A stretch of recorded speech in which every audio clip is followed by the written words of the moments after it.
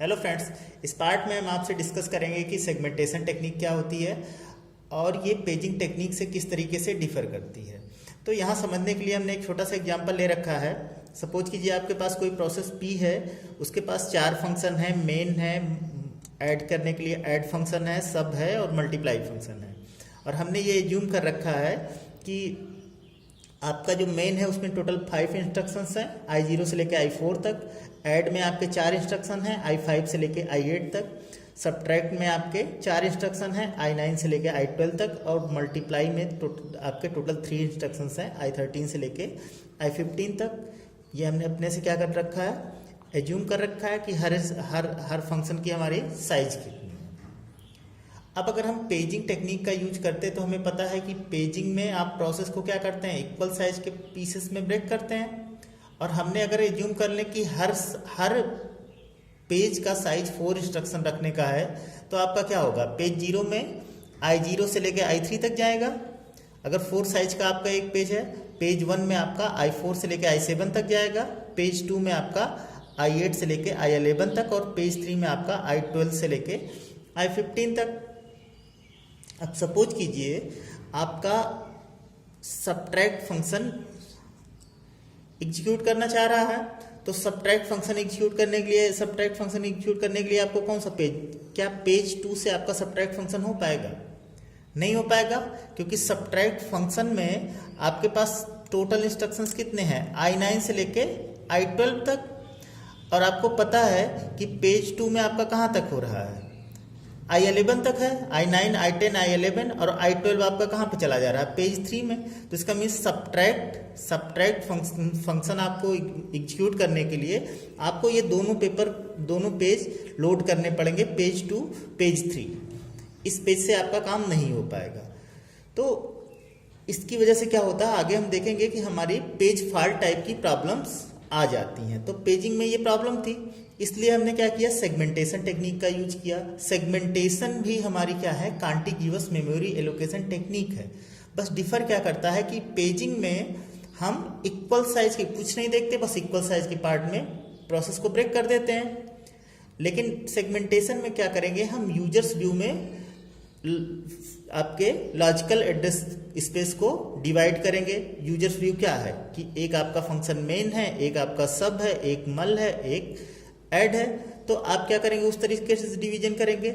यहाँ पे आपके जो पीसेस होंगे उसको आप क्या बोलेंगे, सेगमेंट बोलेंगे। तो अब हम इस प्रोसेस पी को, अगर हम सेगमेंटेशन यूज करना चाह रहे हैं तो इस प्रोसेस पी को 4 सेगमेंट में तोड़ देंगे। यूजर्स व्यू यही बोलता है। सेगमेंट 0 में हमारा क्या हो जाएगा, I0 से लेके I4 तक जो मेन का पार्ट है। सेगमेंट 1 में आपका क्या हुआ, I5 से लेके I8 तक। सेगमेंट 2 में I9 से लेके I12 तक। और सेगमेंट 3 में I13 से I15 तक। तो पहली बात तो ये कि सेगमेंट में आप यूजर्स किस तरीके से फंक्शन बनाया है, किस तरीके से लॉजिक बनाया है, उसके अकॉर्डिंग आपका लॉजिकल एड्रेस स्पेस की डिवीजन होगा, ना कि इक्वल साइज में डिवीजन। क्योंकि आप खुद ही देख सकते हैं कि यहाँ पे क्या है, साइज आपके अलग अलग आ रहे हैं। सेगमेंट 0 की साइज कितनी हो रही है, 5, क्योंकि मेन आपका कितने साइज का हमने एज्यूम किया था, 5। जबकि सेगमेंट 1 और 2 आपके कितने साइज के हमने एज्यूम किया था, 4। और सेगमेंट 3 हमने कितने साइज का एज्यूम किया था, 3। तो पेजिंग में पेजेस की साइज क्या होते थे, सेम होते थे। लेकिन सेगमेंटेशन में सेगमेंट के साइज क्या आ रहे हैं, वेरी कर रहे हैं। तो पहली चीज तो ये कि ये चीज आपको पता होनी चाहिए कि इसमें सेगमेंट के साइज क्या करते हैं, वेरी करते हैं। या आप लॉजिकल एड्रेस स्पेस को वेरिएबल साइज के पार्टीशन में ब्रेक करते हैं, और हर पार्टीशन को आप यहाँ पे क्या बोलेंगे, सेगमेंट। दूसरी चीज, सेगमेंटेशन भी हमारी non contiguous memory allocation technique है। और non contiguous memory allocation technique आपकी कौन सी थी, पेजिंग थी। तो जब भी non contiguous memory allocation technique होगा, आपका फायदा क्या हो जाता था, एक्सटर्नल फ्रेगमेंटेशन का। इसको हम प्रीवियस वीडियो में देख चुके हैं, internal fragmentation versus external fragmentation में, कि जब भी हम कोई भी non contiguous memory allocation technique use करेंगे तो हमारा क्या होगा, हमारी टेक्निक जो कि नॉन कॉन्टिग्यूअस रहेगी तो एक्सटर्नल फ्रेगमेंटेशन से बच जाएगी।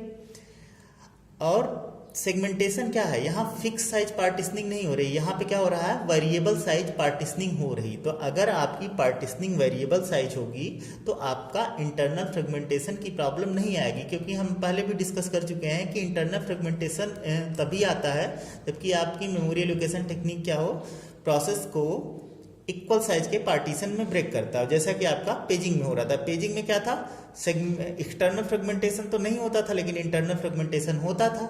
सेगमेंटेशन में क्या होगा, इंटरनल फ्रेगमेंटेशन और एक्सटर्नल फ्रेगमेंटेशन दोनों नहीं होगी। रीजन क्या है कि ये आपका एक तो नॉन कॉन्टिग्यूअस है, इसकी वजह से एक्सटर्नल फ्रेगमेंटेशन नहीं हुआ, और दूसरा यहाँ पे वेरिएबल साइज के पार्टीशन आप बना रहे हैं, इसलिए आपका इंटरनल फ्रेगमेंटेशन की प्रॉब्लम भी सॉल्व हो जाएगी।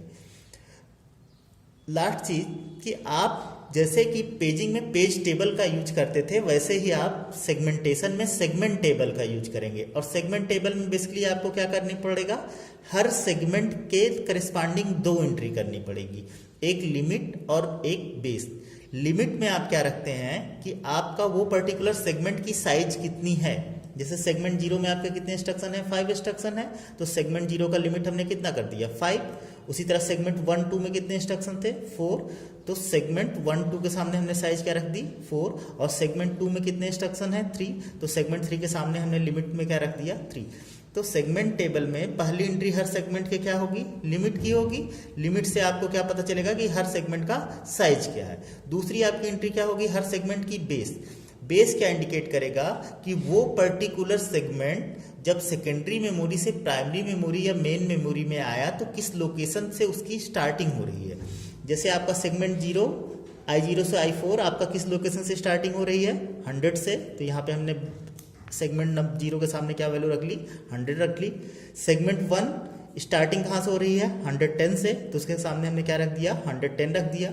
सेगमेंट 2 स्टार्टिंग कहाँ से हो रही है, 120 से, तो उसके सामने हमने क्या रख दिया, 120। और सेगमेंट 3 आपका स्टार्टिंग कहाँ से हो रही है, 125, तो उसमें हमने क्या रख दिया, 125।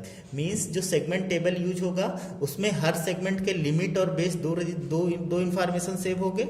लिमिट में हम क्या रखेंगे, साइज क्या है, और बेस में हम क्या रखेंगे कि वो सेगमेंट मेन मेमोरी के किस लोकेशन से स्टार्टिंग क्या है, कहाँ से वो स्टोर होना स्टार्ट किया है।